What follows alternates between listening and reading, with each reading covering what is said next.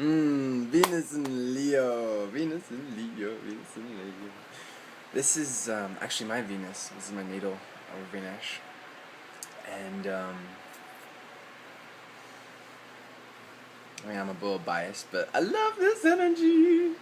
I should say I love it. I mean, I love it myself too, I guess. But I love it, and I have so many friends that have this energy, and I'm really blessed to have them in my life.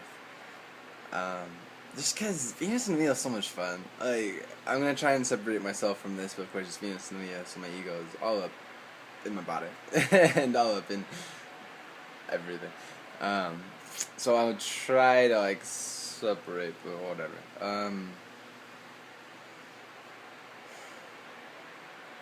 The Venus and Leos I know are the most creative people I've ever met.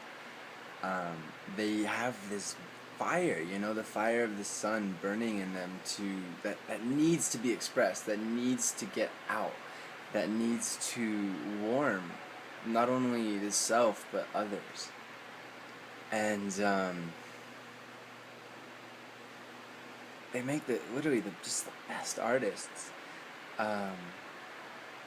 One of my former bandmates, Joe, we would jam and we would just be transported into another realm, I swear, because our artistry, our creativity, when we combined, and both of us shining in our own individual light, it's beautiful, it was breathtaking for me, because we both had such an independent voice, but it could meld so well. And I think that's such a huge part of this energy, is finding your own inner sun, your own inner light, and expressing it, and allowing other people, whether they have Venus and Leo or not, to do the same. With this energy, we really do, we warm hearts, we heal hearts, and we get people to embrace themselves by becoming a model of embracing ourselves, Some people, this is one of our challenges, definitely, is not being too focused on the self, on our egos, we can be so very self-obsessed, and this is speaking from direct personal experience, of just being so based on the ego, and it's not a pretty place to be, because it's domineering towards others. It makes little events blow up out of proportion because of our sense of drama. For Venus and Leo, an emotional fight is kind of fun, kind of playful in a couple ways, but it's definitely not healthy.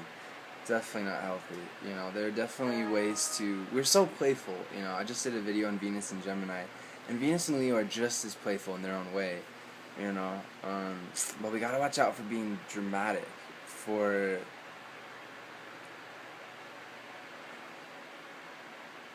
stirring the pot, trying to make interesting things happen and feel like we're part of. I feel like there's a better way to put this.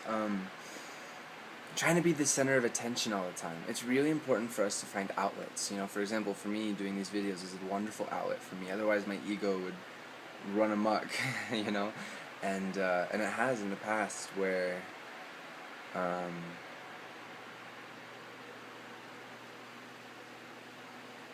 because I didn't feel like I was expressing myself, I didn't have a healthy outlet for my creativity, that I need to get attention in other ways. And I've done some really stupid, immature things along the way to get attention. And that were very, very, very not helpful, and even in some cases harmful towards other people. We have to get over ourselves. That's an important part of being Venus and Leo, is getting over our egos and learning how to coexist with other people, so it's not all about us. Venus and Aries is a very similar challenge, and my Venus is in the house of Aries, so it's just like, definitely have faced these challenges. But Venus and Leo in its own right has to learn to get over the ego,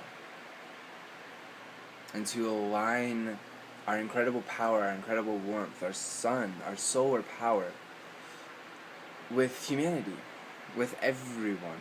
Instead of trying to play games and cliques and favorites and trying to be in power and control and all these silly things that we find to be silly in the end. When we align ourselves with humanity, with recognizing that we're all a family, that the entirety of the earth, the entirety of the universe is connected, that every single person is important, and that just because somebody's flashy or gaudy or they get attention or it seems like people like them, that's not the end all be all. It's really important for us to recognize that true self-expression, whether through art or just regular everyday life, which is still art in a way, but anything, true self-expression is truly what matters, and not people's reactions to that. With this energy, how important we find it is to connect to other people and to impact them and to lead them or guide them in some way, but again, in our own way, in our own personal, expressive way. But you also know that once you get that attention, you're not satisfied, because if you're seeking the attention, you're missing out on the whole point of self-expression. You're missing out on the beauty it is for a human being to stand up for what they believe in, to stand up for themselves, to stand up for others, fairly, justly, with a good heart. And to let the chips fall as they may, to not give a shit about if people judge them or say this about them or that. It doesn't matter. None of that, all that's secondary. The first thing is expression. Self-expression. Honest, positive self-expression. I think that's a huge challenge for us. That's the lower order to get to the higher order, which is to just accept ourselves and to love ourselves no matter what, whether other people are paying attention to us or not, whether we're getting the attention we feel we deserve or not. To get over this idea of deserving attention, that's another challenge. The sun is there. You see it. You see its light in this video. You see, because of the light in the first place, all these other planets, even these huge monstrous behemoths as like Jupiter, are orbiting around the sun. The sun is absolutely huge. It's so much larger than even Jupiter, our largest planet. I don't know the ratio or the scale, but it's huge. I remember seeing a pictogram once where, here's the sun and here's Jupiter, And it's honestly even probably smaller, like Jupiter's probably like... What does this mean for us? Venus and Leo being ruled by the sun. Venus in relation to other people, especially how you attract them to you, especially women, how you attract them to you. That's another thing we'll talk about. It's the sun. If the sun was demanding attention from every single planet, like it was, not doing its own thing, having everything orbit around it, but it was like careening around, it's too fast for, I suppose, gravity to catch up, and so it's like basically going across the orbits of all the planets. Planets would be fried, man. They would be absolutely burnt to crisp, dead. There would be no life at all in the solar system. But thankfully, because our sun is doing something in place, it doesn't burn anything. That is a perfect metaphor, perfect analogy for us. Be your own sun.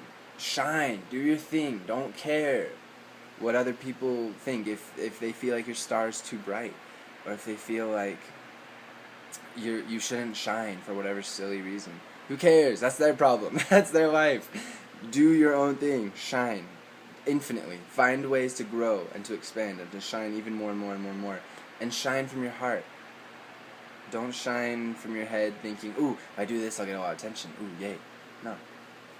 Or, ooh, if I do this, I'll get a lot of sexual attention. Ooh, yay. No. Just shine, and everything else falls into place. And you won't burn anyone, because, oh man, I've been on the receiving end of Venus and Leo burns, and I've given Venus and Leo burns, and it's not fun either way. The drama, the ill will pent up in the heart chakra, the the projection of pain, of loneliness, of not being paid attention to, not feeling fulfilled in our life's purpose and mission. It's brutal, man. When that fire isn't put into art or put into some kind of expression of some sort, leading or guiding or advice or illumination of some sort, it burns. Because you need that attention from other people. And people hate that, man. It's so unnatural. That's why. Because you're not operating at the highest that you could be. Instead of providing this illuminating, beautiful work for humanity, you're saying, give me attention. Will you give me attention? Will you like me now? Do you like me now? It's just exhausting. It's like a fucking child. And again, I've been on both ends of this. And I'm telling you, I'm sorry for those who I've done this to, personally. Because it's exhausting to try and deal with this huge kid.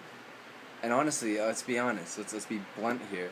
Venus in Leo is a kid, and beautiful and in ridiculous ways. Again, ridiculous being the challenges to overcome. Nothing astrologically defines or limits us. It just provides guidelines to help us grow, to develop healthily and beautifully and fulfilled, you know? Playful, warm, creative, affectionate, sensitive in a way, you know, in the way of looking out for other people and wanting what's best for them. That's all the beautiful sides of Venus and Leo. The challenging ones, domineering, stubborn, just for being stubborn's sake to show power. Ridiculous. Needing attention. Gotta work out over those, because see, Venus and Leo, we're going into the age of Aquarius with Leo energies. For the next 2,000 years, we're going to be experiencing this Aquarian energy with Leo as well, you know. And Venus and Leo has a crucial role to play. I mean, every single energy does, but Venus and Leo especially. You chose with this energy to incarnate as a leader in some way or form. Even if you're really shy, say you're a Sun sign Cancer or Virgo, and you're more behind the scenes, you're more shy about it. Venus and Leo demands shining examples of you. That's just who you are. You need to shine in your own particular way and feel fulfilled expressing what's in your heart. You know, whether, again, however that manifests. Usually I find it manifests through creativity, through art, music, painting, whatever.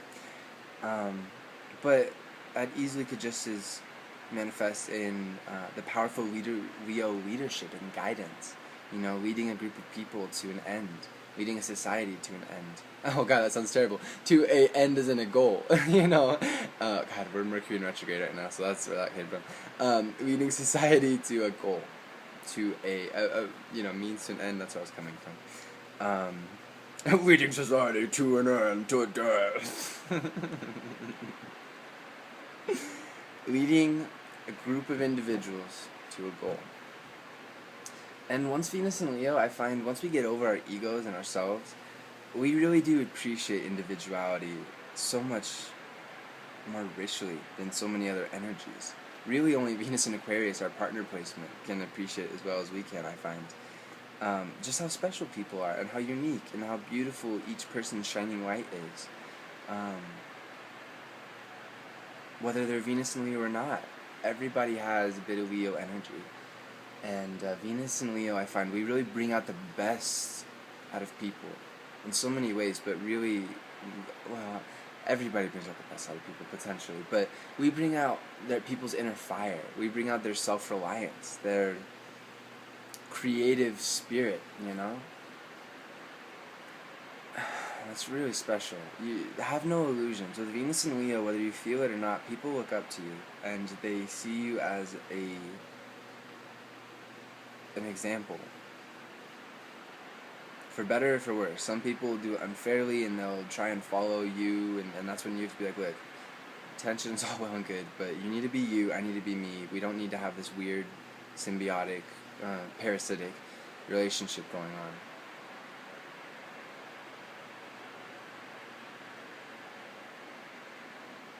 Once we embrace ourselves, we become the most tolerant people ever. Even more tolerant than Venus in Aquarius, honestly, and that's pretty fucking tolerant. We really, again, can appreciate people for who they truly are, their individuality, what makes them special. So, alright, two more notes about this energy. Venus is your ideals, your values that carry you through life, that you carry through life. To have Venus in Leo means you act with your heart. Your values are very much what you feel is right and what you feel is not right. And very generous, very caring, very charismatic. We hold these ideals to heart. And we hold our heart to heart. It's very important to us. You know, we're ultimately very honest people, very optimistic, and we like people when we relate to people who are above board, that are honest, that are able to not play any games, any bullshit, not lie. One of the biggest things that is such a huge turnoff for me, that I absolutely cannot stand, is when people lie. It's such a waste of time. I'm immediately turned off. You know, I had a friend recently who, pretty good friend, a lot of fun times, but I found out he ended up lying to me, and I just didn't give a shit. I don't care, because that's a big thing with us too. Once we lose respect for somebody, it's gone. We don't care. That person does not matter to us anymore. I mean, they still matter in the sense that they're a human being. They still matter that they matter.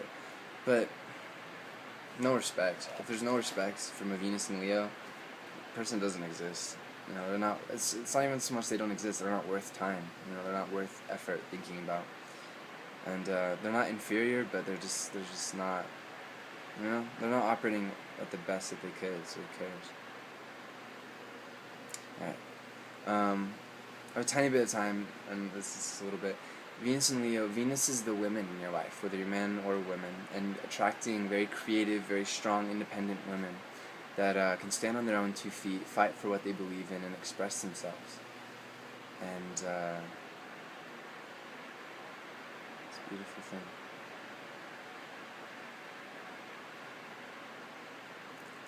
Infinite love to you, to everyone. Namaste.